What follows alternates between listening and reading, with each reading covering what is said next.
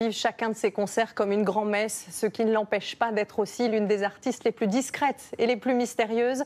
Bonsoir Mylène Farmer. Bonsoir. Alors on le sait, vos interviews sont rares, trop rares.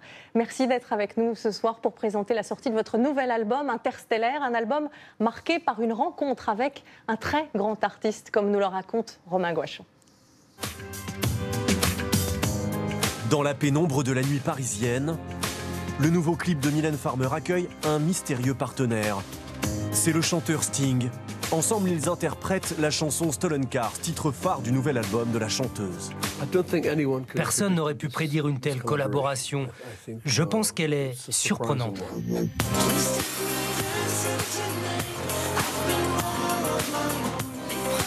Inattendue et très sensuelle, cette collaboration mêle deux des plus grandes voix de la pop sur un 10e album au son plus rock que d'habitude.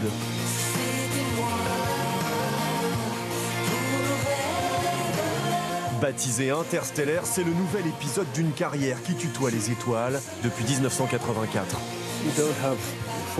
Peu d'artistes peuvent se vanter d'avoir 14 chansons classées numéro 1 et des millions de disques vendus sans avoir quelque chose d'unique et de spécial dans la voix. Mylène a ce quelque chose. Des tubes devenus cultes et des apparitions de l'artiste par ailleurs très discrètes, toujours grandiose sur fond d'effets spéciaux et de pyrotechnie.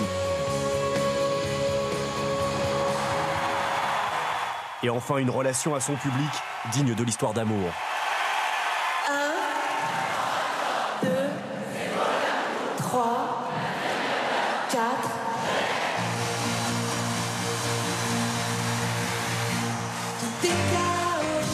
Si une nouvelle tournée de la star n'est pour l'heure pas confirmée, la dernière avec elle réunit plus de 600 000 spectateurs.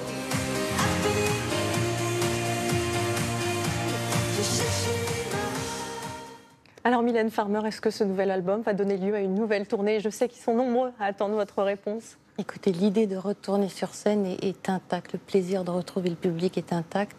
Pour l'instant, je ne vais pas retourner sur scène, mais j'espère dans un futur proche. Vous avez écrit quasiment tous les textes de cet album Interstellaire. Vous y parlez des étoiles, des nébuleuses, d'un ailleurs, du ciel. Pourquoi cette fascination pour l'espace?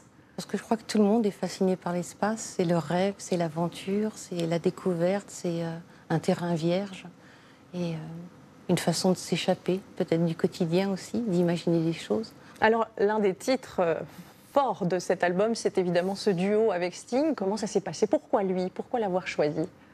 Parce que c'est quelqu'un que j'ai toujours aimé, un artiste qui est incroyable, de talent, de générosité, d'intelligence aussi. C'est quelqu'un qui m'émeut, c'est quelqu'un que je suis allée voir avec mon manager et ami Thierry Suc, qui le connaissait. Et il me l'a présenté, je suis allée voir plusieurs de ses spectacles, dont un dans une église qui était très très beau, sa comédie musicale, et puis voilà. Je voudrais parler d'une autre collaboration qui est presque plus étonnante que celle avec Sting, c'est celle avec Michel Onfray.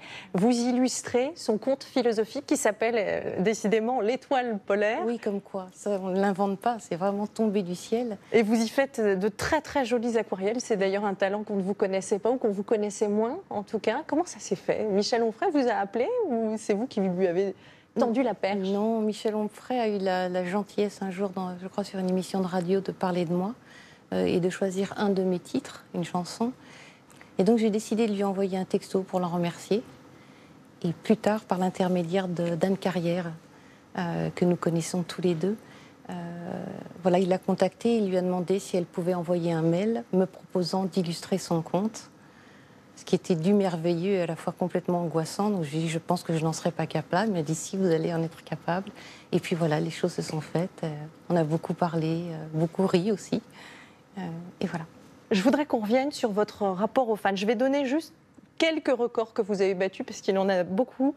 Record de disques de diamant pour une chanteuse, record de vente de DVD musicaux, record de rapidité de vente de billets de concert. Vous avez rempli l'équivalent de 2 stades de France en 3 heures. Est-ce que ça vous effraie parfois?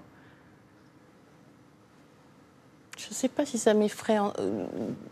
Quand j'annonce que je vais faire par exemple un concert, quand je sors un album, j'ai toujours une frayeur en moi, c'est que je ne retrouve pas le public. Voilà, que je puisse décevoir.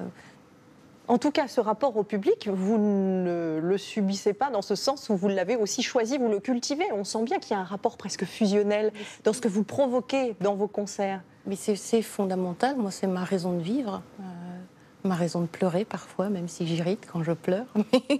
C'est une émotion, c'est la mienne.